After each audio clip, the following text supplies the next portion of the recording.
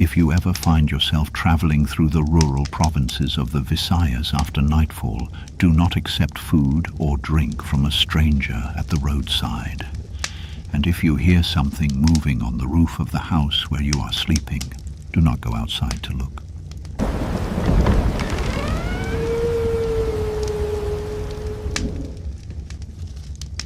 My name is Oswald. I traded my soul for knowledge and lost everything else. I am condemned to this library, vast and without end, where every book is a horror that breathes into these ancient walls. There are volumes here I have not yet seen, shelves that vanish into darkness I cannot fathom. I will be here a very long time. Tonight I open a book from the Philippine archipelago. Tonight we speak of the Aswang.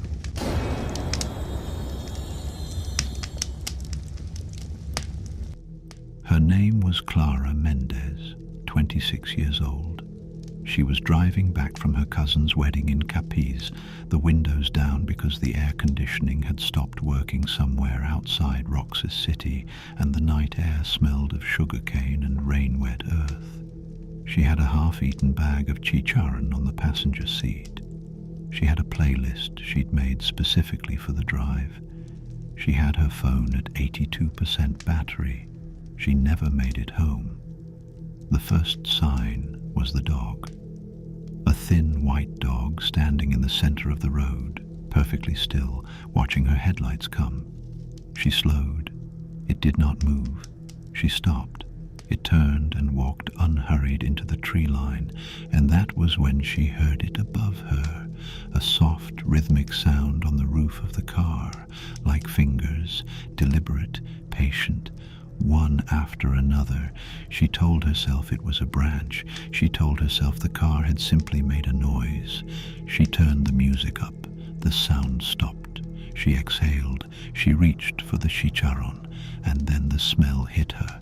Something fetid, something organic and wrong, the smell of meat left in standing water for a week, thick and almost sweet in the way that rot can be sweet, and it was coming from inside the car. She looked up at the rearview mirror. There was a shape in the back seat. She did not scream. She did not have time. The thing moved with a speed that had no business belonging to anything with a body. And the last thing Clara Mendez saw was a pair of eyes catching the moonlight through the windshield, flat and pale, like the eyes of a fish left too long in the sun. They found her car the next morning, pulled to the side of the road. The driver's door was open, the playlist was still running, the chicharron was on the seat. Clara was not there. What they found, in the ditch 30 meters from the vehicle, we do not need to describe in full. The investigators noted in their quiet, careful language that certain things were missing from her that should not have been missing. But to understand what happened to Clara, you must first know what this thing was, what it became, and what it costs. The Philippines is a nation of islands, and islands have long memories.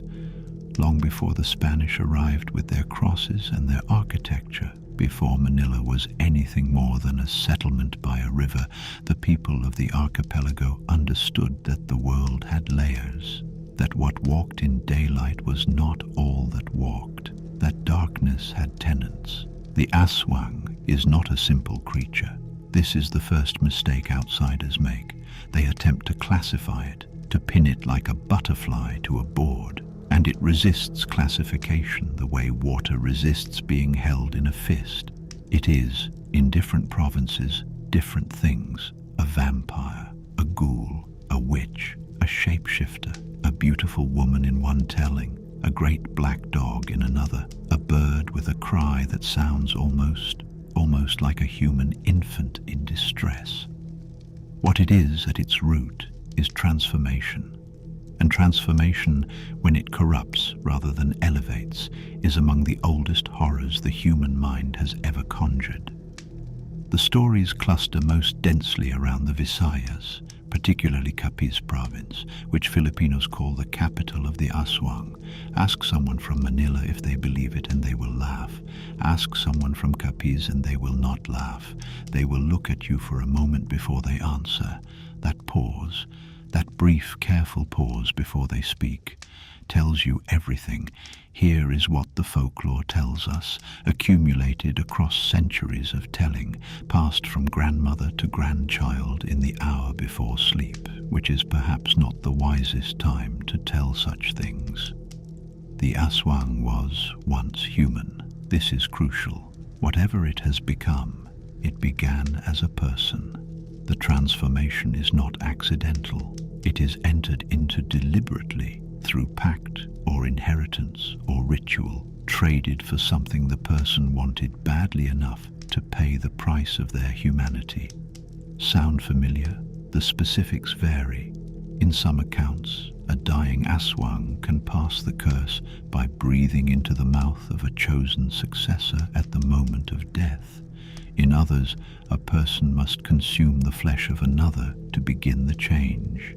The body of a newborn, the liver of the unburied dead, always something that cannot be taken back, always a threshold once crossed that cannot be uncrossed. By day, the Aswang is invisible, not literally but practically. It walks among you. It lives in the house at the end of the street. It sells vegetables in the market. It smiles at your children. It is your neighbour, your relative, your friend. There are families, the folklore insists, where the curse runs bloodline deep, where entire households are Aswang and have been for generations, maintaining their disguise with the patient ease of something that has had centuries to practice. But at night, the mask comes off. The hunting behaviors, as the old accounts describe them, are specific. The Aswang prefers certain prey: pregnant women, the ill and the dying, children, the vulnerable. It enters homes through the roof, which is why you hear what you hear up there in the dark. It uses a long, hollow, proboscis-like tongue to reach through the walls of a house, through the thatch, through the gaps, to draw sustenance from the living. In some stories, it targets the fetus directly, through the womb of a sleeping mother, and she wakes in the morning to find only silence where there was movement the night before, and no sign of how, and no wound to show anyone.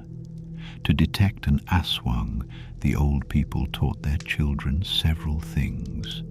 The creature casts a reversed reflection. If you look at it in a mirror, you will see it upside down. Its eyes will shine red in darkness, like a dog's eyes in lamplight. It is repelled by garlic, by salt, by certain prayers, by the vinegar made from sugarcane that has never been offered to anything else. The bark of a specific tree, the ballet, is said to cause it pain.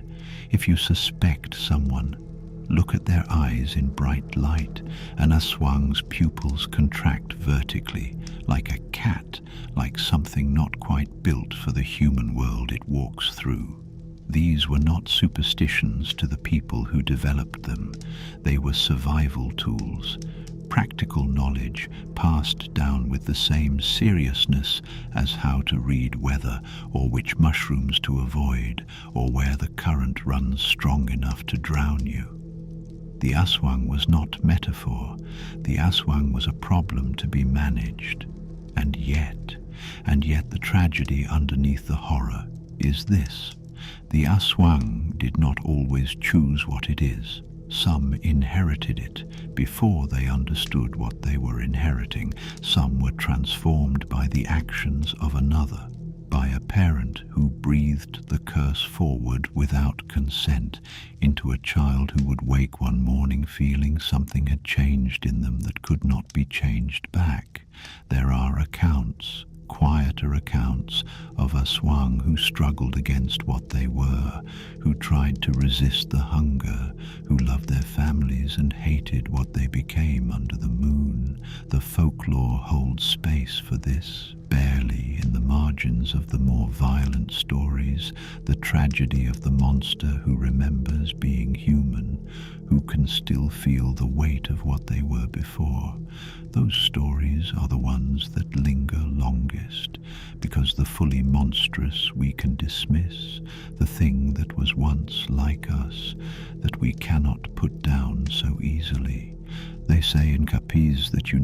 Aswang has been hunting in your neighborhood because the dogs will not bark. Dogs that bark at everything, at leaves, at shadows, at each other, will go absolutely silent. They will press themselves against walls. They will whimper. They will not look toward the roof. Clara Mendez's neighbors reported later that their dogs had been silent 3 nights in a row before she disappeared. 3 nights. So, we close the book on the Aswang, but the Aswang does not close with it. What this legend reveals is something we resist admitting, that the monster is never fully other. It lived among those people. It wore a familiar face. It knew their names. The horror of the Aswang is the horror of the neighbor, the family member, the person you trusted absolutely, was never quite what they appeared to be. That is not folklore. That is the oldest human fear there is. I return this volume to its shelf. There are so many others waiting. I do not know what opens next. I rarely do. I only know I will be here.